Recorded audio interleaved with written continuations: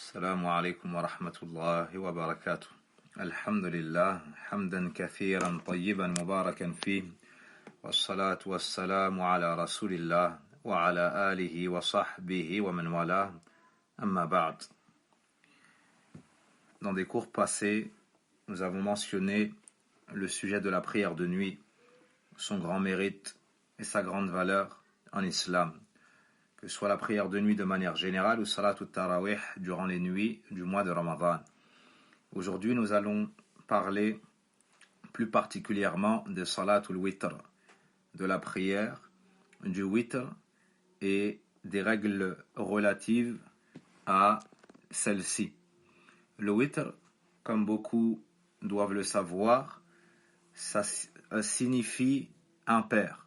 Donc, que ce soit le chiffre 1, le chiffre 3, le chiffre 5, ou 7, ou 9, ou autre. Donc, mais ce qui est voulu ici, c'est salatun tuf'alu bayna salati al-isha wa tulu'i al-fajr. C'est une prière qui est accomplie après la prière obligatoire du isha mais avant la prière obligatoire du fajr, ou bien le subh tout court, l'arrivée de l'aube. C'est une prière qui se prie entre la prière obligatoire du isha et l'apparition de l'aube. Et on l'a appelé al-witr parce que le nombre de raka'ah est impair. Comme on l'étudiera, ça peut être une unité, ça peut être 3, ça peut être 5, et ça peut être plus que cela. La première question, le premier point à mentionner, c'est fadlu salatil witr, le mérite de la prière du witr. Le mérite de la prière du witr. Et à cet effet, le prophète sallallahu alayhi wa sallam nous dit: Inna Allah maddakum bi salatin hiya khayrun lakum min humrin na'am. Allah vous a ajouté une prière qui est meilleure que les chamelles roses. Qulna ya Rasulallah mahi, nous dit mon message d'Allah, quelle est cette prière? Qala al-witr ma bayna salati al-isha ila tulu'i al-fajr. Le witr à faire entre la prière du isha et l'apparition de l'aube, rapporté par l'imam Ahmed, Abu Daoud et Tirmidhi rahmatullahi alayhim. Aussi, le prophète alayhi salatu wassalam, dans plusieurs hadiths, nous a demandé de prier la prière du witr, et a montré qu'Allah azza wa jal aimait cette prière. Il nous dit alayhi salatu wassalam, comme dans le hadith de Ali radiyallahu anhu: الوتر ليس بحتم كصلاتكم المكتوبة ولكن سن رسول الله صلى الله عليه وسلم فقال إن الله وتر يحب الوتر فأوتروا يا أهل القرآن. Ali ibn Abi Talib radiyallahu anhu nous dit: le witr n'est pas une prière obligatoire, mais le messager d'Allah sallallahu alayhi wa sallam nous a montré cette sunnah et a dit: certes Allah est witr, c'est-à-dire qu'il est unique. Fa'awtiru, accomplissez donc la prière du witr, ya ahl al-Qur'an, ô vous les adeptes du Qur'an. Ô vous les adeptes du Qur'an, apporté par Abu Daoud et Tirmidhi et d'autres, rahmatullahi alayhim. Donc, voici une prière qu'Allah azza wa jal nous a légiférée, que le prophète alayhi salatu wassalam nous a enseigné. Salatu al-witr. Quel est le jugement de la prière du witr? Deuxièmement, quel est le jugement de la prière du witr? La prière du witr est une sunnah mu'akkada, c'est-à-dire que ça n'est pas une obligation, mais il ne convient pas de la délaisser sans excuse. Il faut l'accomplir encore et toujours et ne jamais l'abandonner. Même si elle n'est pas obligatoire, c'est détestable de ne pas l'accomplir. C'est détestable de ne pas l'accomplir. Et ceci est l'avis de la majorité des savants. Ceci est l'avis de la majorité des savants.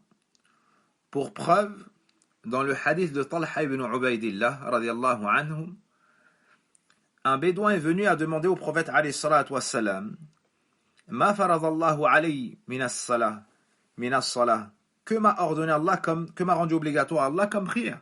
Le prophète alayhi salatu wassalam lui a dit khamsu salawatin. فقال هل علي غيرها قال لا إلا أن تطوع. Le prophète alayhi salatu wassalam lui a enseigné que Allah lui a ordonné 5 prières. L'homme a dit est-ce que je dois faire plus que cela? Il lui a dit non, sauf si tu veux faire plus volontairement. Non, sauf si tu veux faire plus volontairement. Rapporté par l'imam al-Bukhari et ainsi que l'imam Muslim rahimahullahu ta'ala. Donc le jugement de cette prière, le jugement de cette prière est que c'est recommandé. Et que c'est qu'elle est recommandée. Ceci est l'avis prépondérant. Quant au fait de son délaissement, l'imam Ahmed rahimahullah ta'ala disait Man taraka al-witr fahuwa rajulun su'. Celui qui délaisse la prière du witr, qui l'abandonne, c'est une mauvaise parole. C'est une mauvaise personne. C'est une mauvaise personne. Donc on retient que le witr n'est pas une obligation. Ceci dit, il ne convient pas de l'abandonner. L'imam Ahmed allait jusqu'à dire Lan bari'an tuqbala shahadatu. Il ne convient pas d'accepter le témoignage de celui qui délaisse le witr de manière générale. Donc c'est une sunnah mu'akkada. C'est une sunnah, une action méritoire et recommandée qu'on a fortement appuyée dans les textes.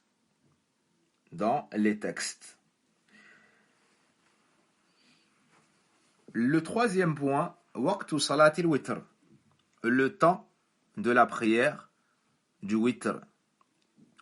Le temps de la prière du witr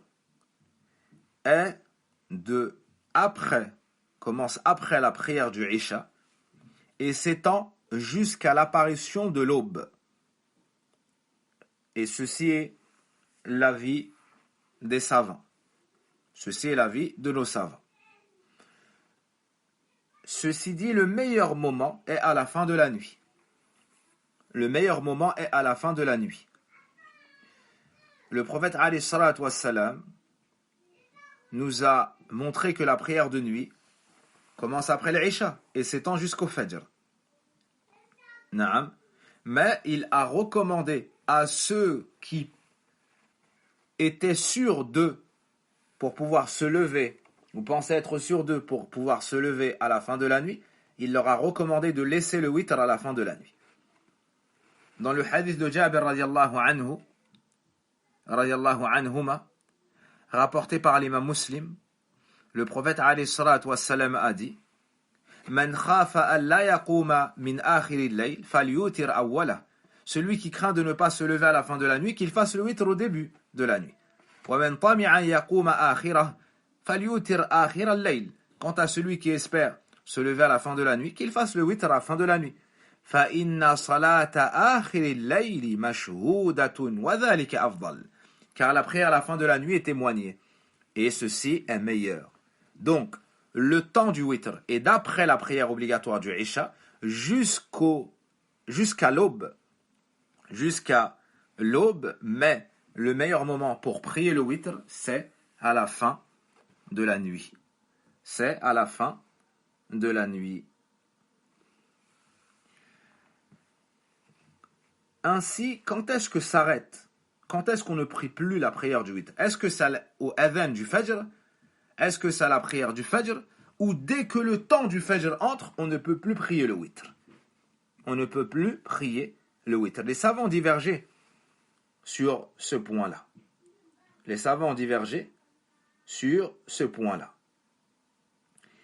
Et certains disent qu'une fois le temps du fajr entré, tu ne peux plus prier le witr.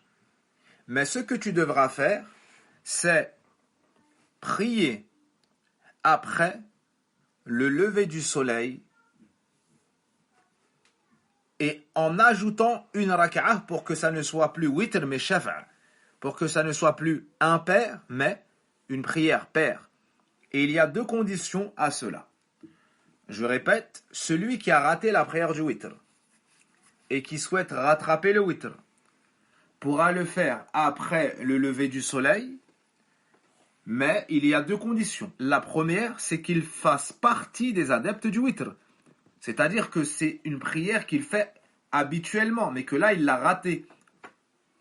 Là, il l'a raté suite à un impondérant, suite à une une panne d'oreiller, suite à un oubli, suite à une raison quelconque. Donc, c'est un habitué de la prière du witr. La deuxième condition, c'est qu'il ne va pas la faire witr mais shaf'an. Il ne va pas la prier de manière impaire, mais il va la prier de manière paire. Plutôt trois conditions. Et la troisième, c'est qu'il faut que ce soit dans le jour qui suit avant le zénith. Il faut que ce soit dans le jour qui suit, pas le surlendemain. Donc il peut rattraper le witr de cette manière-là. Certains savants ont même dit, en réalité, c'est pas le witr qu'il prie, mais il fait une prière parce qu'il a raté le witr. Il fait une autre prière parce qu'il a raté le witr. D'autres parmi nos savants disent, même s'il craint le fajr et qu'il pense que le fajr est entré, il peut accomplir le witr. Il fait une raka'ah. Il fait une raka'ah. Même si les textes, ce qui est apparent des textes, c'est plutôt de rattraper, mais après le lever du soleil. Après le lever du soleil. Barakallahu fikum. Car le prophète alayhi salatu wa salam nous a dit awtiru qabla an tusbihu. Faites le witr avant d'arriver au subh. Et dans le hadith qu'on a vu, salluha bayna al-isha wa tulu'i al-fajr. Priez le witr après la prière du isha jusqu'à l'apparition de l'aube. Jusqu'à l'apparition de l'aube.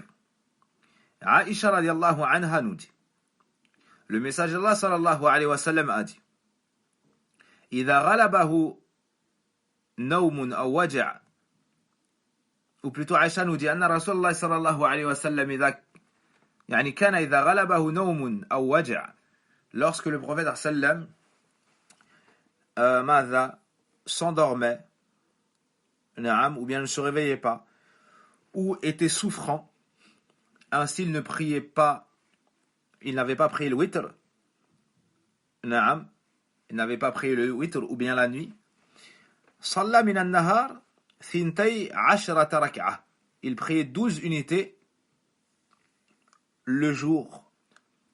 C'est-à-dire qu'au lieu de faire le witr, il faisait ces prières-là de manière impaire. De manière impaire. La question suivante.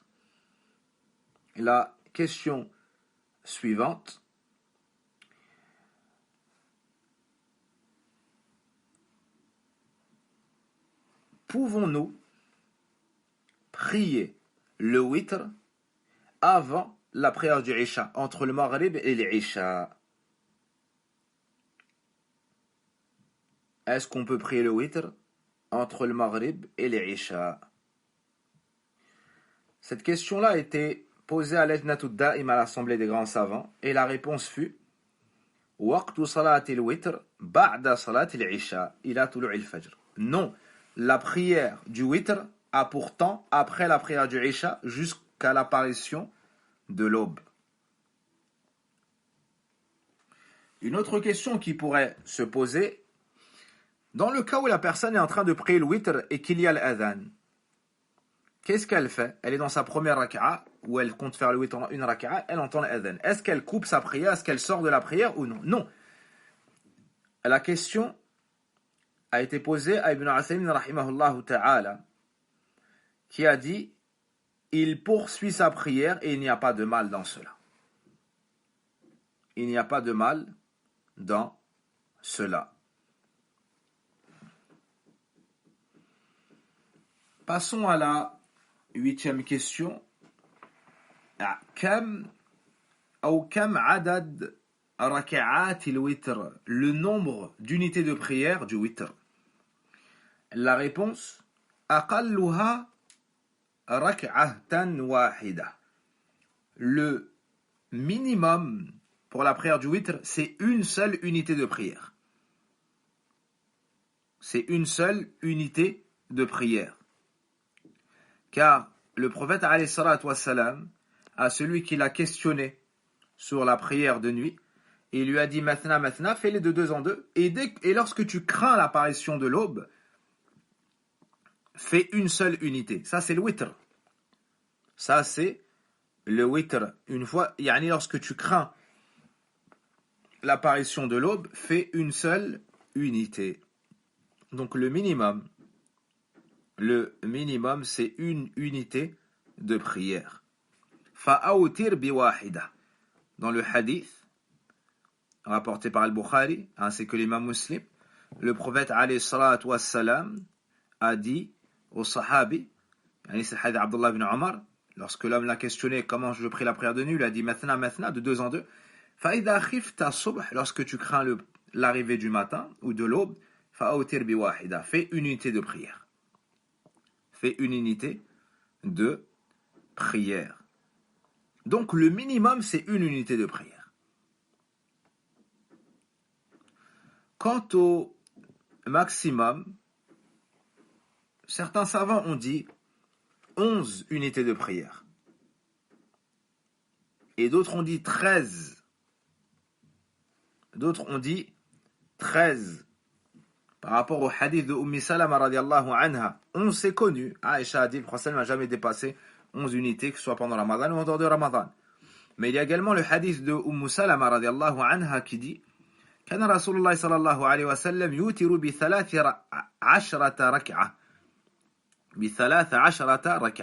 Le prophète sallam faisait le witr en priant 13 unités de prière.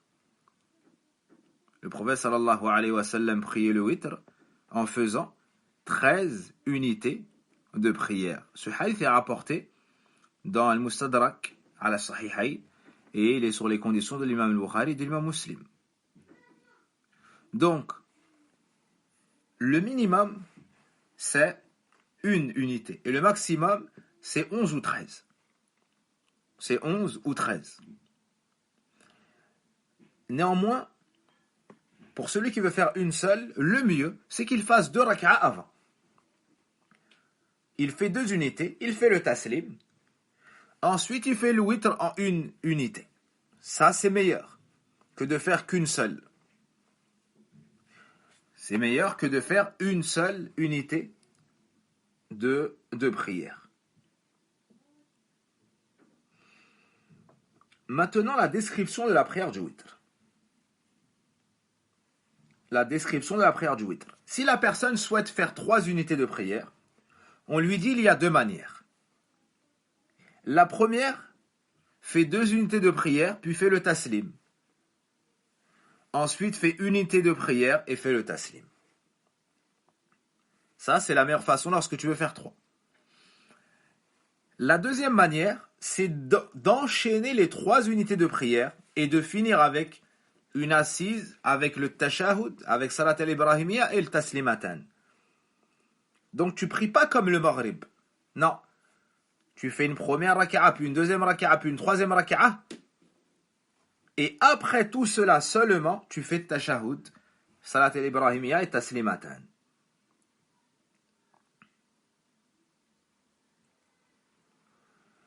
Quant au fait de prier comme le maghrib, il ne faut pas faire de la sorte. Pourquoi ? Parce que le prophète sallallahu alayhi wa sallam ne nous a jamais enseigné à faire ainsi. Ibn Uthaymin disait, c'est interdit de faire de la sorte. Car il y a un texte, Allahu alam, l'authenticité du texte qui dit de ne pas prier comme le maghrib. Quoi qu'il en soit, le prophète ne l'a pas fait. Il ne nous a pas dit de le faire, donc il ne faut pas le faire. Il ne faut pas le faire. Ça, c'est pour celui qui veut faire 3 unités de prière. Sinon, sachez qu'on peut faire le witr avec 5 unités de prière. On peut faire le witr avec 7 unités de prière. On peut faire le witr avec 9 unités de prière, avec 11 unités de prière. Et il y a un hadith qui dit 13. Puis, sur la manière de faire, il y a avec al-fasl ou bidouni fasl. En faisant tashahhud au bout de 2 unités de prière, ou bien en enchaînant tout et en faisant une seule fois le tashahhud, salat ibrahimiyya et taslimatan. Donc, tu as le droit d'enchaîner les raka'at et de faire le taslim à la fin.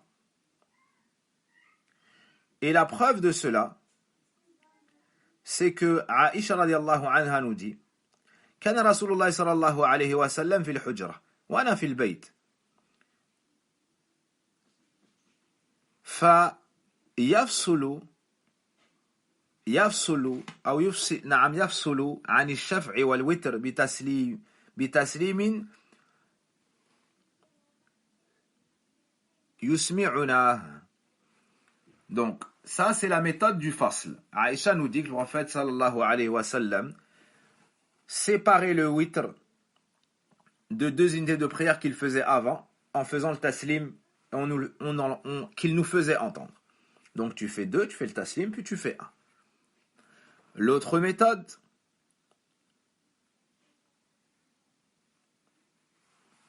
ou plutôt l'autre hadith, le prophète sallallahu alayhi wa sallam priait après l'Isha jusqu'au Fajr, entre l'Isha et le Fajr, 11 raka'a, 11 unités.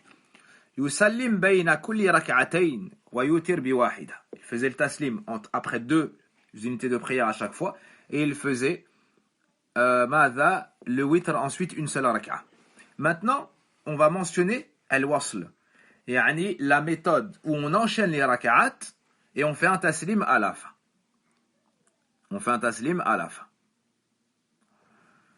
Le premier cas, avec 3 raka'at, on l'a expliqué. Le deuxième cas, c'est 5 raka'at.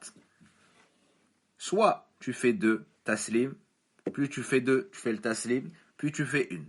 Soit tu fais les 5 d'affilée. Et ce qu'on vient de dire pour 5, c'est la même chose pour 7, c'est la même chose pour 9, c'est la même chose pour 11. C'est la même chose pour 11.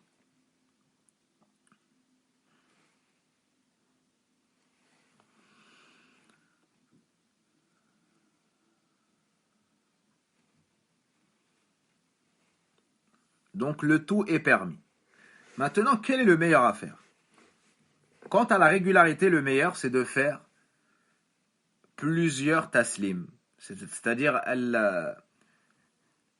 al-fasl, de séparer entre la dernière unité et les prières précédentes. Pourquoi?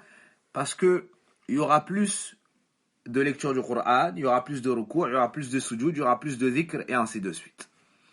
Deuxièmement, parce que c'est ce qu'a fait le plus le prophète alayhi salatu wassalam et ce qu'ont fait le plus les compagnons du prophète alayhi salatu wassalam.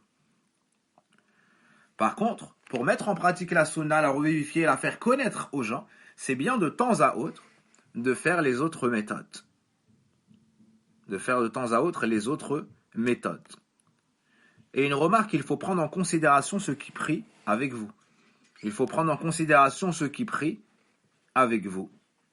Barakallahu fikum.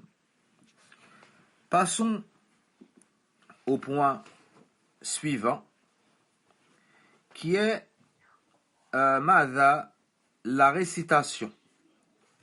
La récitation. Comme vous le savez, l'obligation, le pilier, c'est la lecture d'Al-Fatiha. Et tout ce que vous récitez en plus d'Al-Fatiha, c'est recommandé, non obligatoire. Après avoir compris cela, qu'est-ce qui est le mieux de réciter? Le mieux, c'est de faire ce que faisait le prophète alayhi salatu wassalam. Dans la première raka'a, après le Fatiha, tu récites Sabbih isma rabbikal a'la. Dans la deuxième raka'a, après le Fatiha, tu récites Qul ya ayyuhal kafirun. Et dans la troisième, ou bien dans le witr, la dernière, Après le Fatiha, tu récites Qul huwallahu ahad. Naam. Et ceci est recommandé, même si ça n'est pas obligatoire. Ceci est recommandé, même si ça n'est pas obligatoire.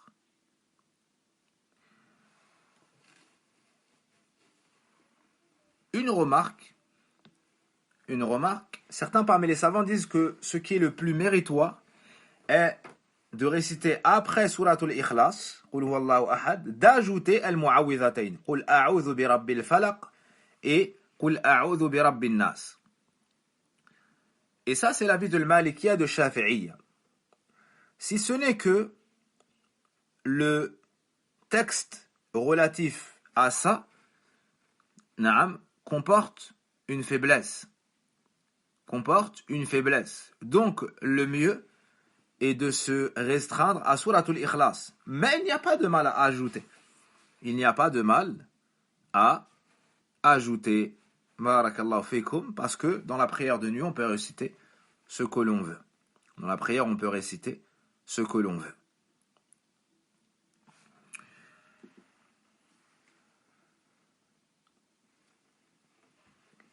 La question suivante, le jugement de la prière du witr en groupe.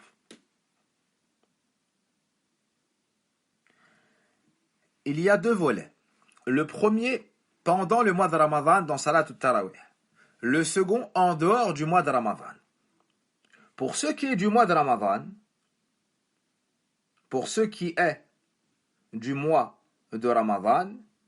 la prière de nuit en groupe est meilleure. Et la prière du witr en groupe est meilleure.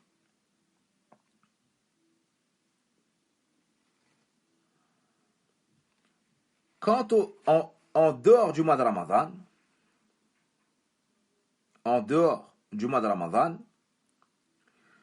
le fait de prier de nuit de temps à autre,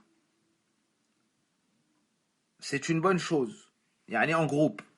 Car le prophète alayhi salatu wassalam priait seul de nuit. Mais des fois, Abdullah ibn Abbas est venu, il a prié avec lui. Des fois, son épouse a prié avec lui. Des fois, son épouse plus Abdullah ibn Abbas radiallahu anhum ont prié avec lui. Et Ibn Uthaymin rahimahullah ta'ala a répondu à cette question. الشفع والوتر والتهجد تجوز في الجماعة أحيانا لا دائما. Ibn Uthaymin a dit de prier la nuit et de prier le witr, c'est permis de le faire en groupe, de temps à autre, pas tout le temps. Dans Majmu' al-Fatawa d'Ibn Uthaymin rahimahullah ta'ala.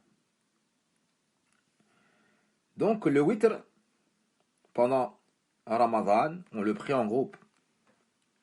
Et en dehors du mois de Ramadan, si on est amené à prier de nuit et que des gens se joignent à nous, on le fera. Sinon, il ne faut pas prendre cette habitude de faire le witr en groupe.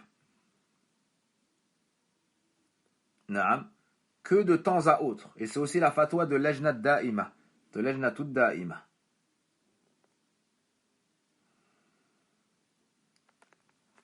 Certains pourraient se dire on va se réunir dans l'année pour prier le witr en groupe. Est-ce que c'est une bonne chose?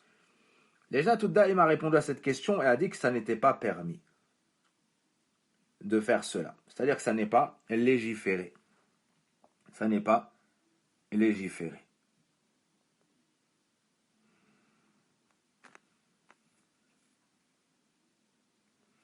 La question suivante, si le soleil est en train de se lever, est-ce qu'on peut rattraper le witr? C'est un moment où il est interdit de prier, si ce n'est une prière obligatoire. Donc, il devra attendre que le soleil se lève à distance d'une lance, à hauteur d'une lance comme c'est venu dans le hadith, et seulement après il pourra prier en ajoutant une unité pour que ce soit pair, comme nous l'avons déjà mentionné. Une question qui se pose beaucoup les 10 dernières nuits du mois de Ramadan. Quel est le jugement de prier 2 witr dans une seule nuit? Ibn Baz rahimahullah ta'ala a répondu à cette question en disant: La yanbaghi li ahadin an yusalli witrayn fi layla لأن النبي صلى الله عليه وسلم قال لا وتران في ليلة. Il ne convient pas, il ne faut pas, il ne convient pas de prier 2 witr dans une seule nuit. Car le prophète alayhi salatu wassalam a dit, il n'y a pas 2, le chiffre de witr dans une seule nuit. Dans une seule nuit. Donc que faire? Est-ce que ça veut dire qu'après avoir fait le witr, c'est interdit de prier? Non, ça ne veut pas dire cela.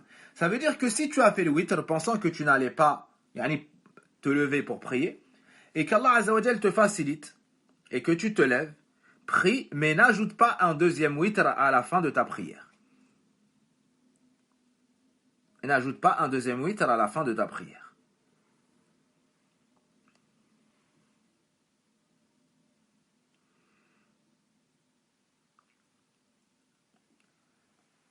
Cela nous amène à une autre question. Est-ce que c'est permis de prier après le witr? La sunna, c'est de faire le witr lorsque tu penses que tu ne vas plus prier après. Et dans le cas où malgré tout, tu te réveilles avant, sache que le prophète alayhi salatu wassalam a déjà fait 2 unités de prière après le witr. Donc, prie le witr pour clôturer tes prières de nuit. Et si jamais tu te lèves avant, fais 2 unités de prière. Et sache que la palette d'adoration et de servitude est vaste. Tu peux lire le Coran, tu peux faire l'istighfar, tu peux faire dua. Il y a beaucoup de biens à faire.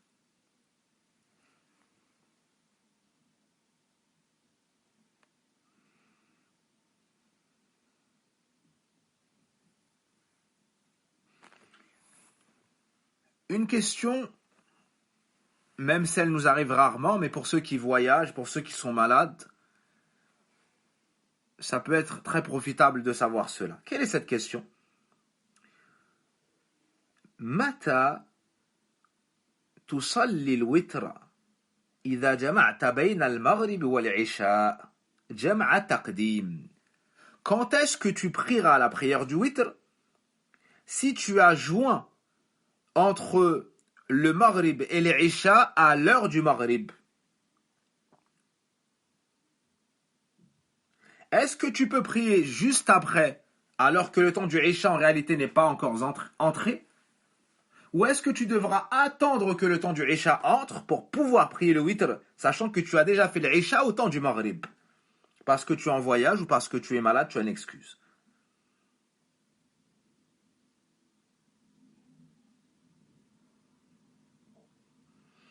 Les savants ont divergé à ce sujet. Beaucoup disent qu'il faut attendre le temps du Isha pour pouvoir prier le witr si tu as joint entre le Maghrib et l'Isha au temps du Maghrib parce qu'il pleuvait, par exemple.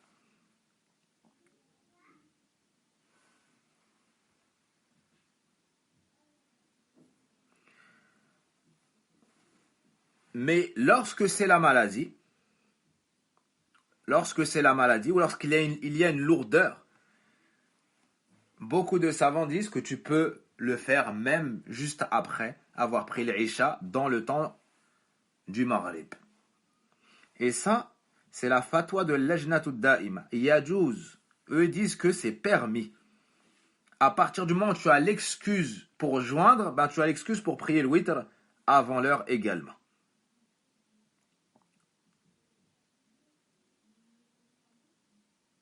Mais, ils disent également que si tu peux le retarder, c'est meilleur. Si tu as la capacité. La question suivante, c'est le jugement de la prière du witr pour le voyageur. Beaucoup de savants disent qu'en voyage, on délaisse les nawafil muqayyada, on délaisse les 12 ou les 10 unités de prière auxquelles sont rattachées une maison au paradis pour celui qui les préserve. Mais le prophète alayhi salatu wassalam ne délaissait pas la prière du witr ni la sunna du fajr.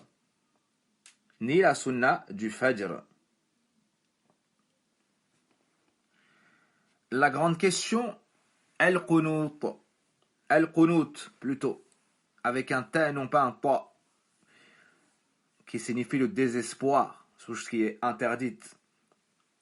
Donc, le jugement de la dua du qunut dans le witr, c'est une sunnah, c'est une sunnah de la faire, mais de la délaisser également de temps à autre. Que ce soit pendant Ramadan ou en dehors de Ramadan. Que ce soit pendant Ramadan ou en dehors de Ramadan. Par contre, à la prière du Fajr, ce qu'on peut trouver dans certaines mosquées, où certains ont eu l'habitude de voir ça, dans certains endroits, ça ne se fait que lors de ce qu'on appelle un nawazil, lors de grandes afflictions touchant la communauté. Ça, et c'est lorsqu'on se relève du ruku', et non pas avant. Non pas avant. Quant aux invocations, la sunna est que ce soit court. Et il n'y a pas de mal à ajouter à ce que le prophète a mentionné, mais sans que ce soit long. Parmi les bonnes paroles. De préférence, min jawami'il kalim, wa min ad'iyati nabi sallallahu alayhi wa sallam.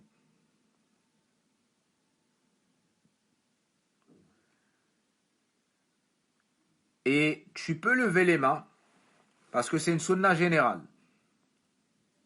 Que ce soit pour le qunut, ou que ce soit de manière générale lors de dua. À part le vendredi durant la khutbah, et à part après la prière obligatoire. Et ça, c'est la fatwa de l'Ajnatud Da'ima.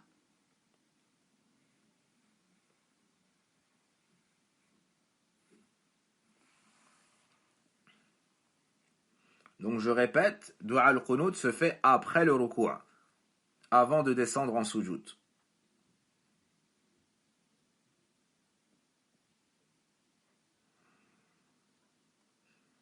Pour finir, est-ce qu'après dua al-qunut on s'essuie le visage? Certains, après avoir fait dua, s'essuient le visage. Naam, s'essuie le visage. Ceci ne fait pas partie des choses qui nous sont légiférées. Ça ne fait pas partie de la sunna. Ça ne fait pas partie de la sunna. Ça se fait lorsqu'on fait ruqya, mais pas lorsqu'on fait ad-du'a ni al-qunut.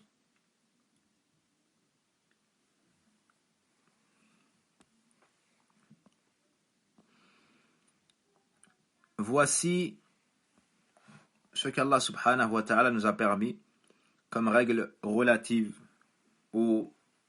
à la prière du witr.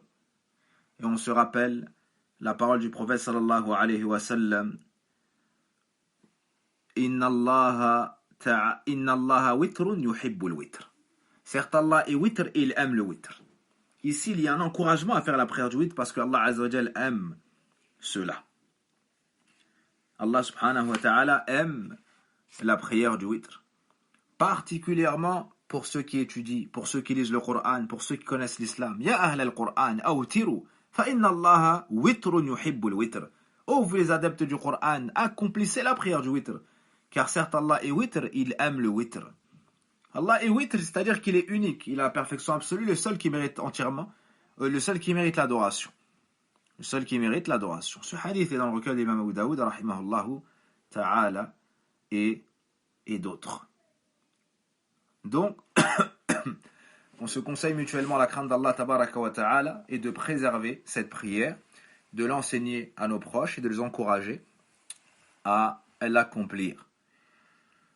هذا وصل اللهم وبارك على نبينا محمد وعلى آله وصحبه أجمعين سبحانك اللهم وبحمدك أشهد أن لا إله إلا أنت أستغفرك وأتوب إليك والحمد لله رب العالمين.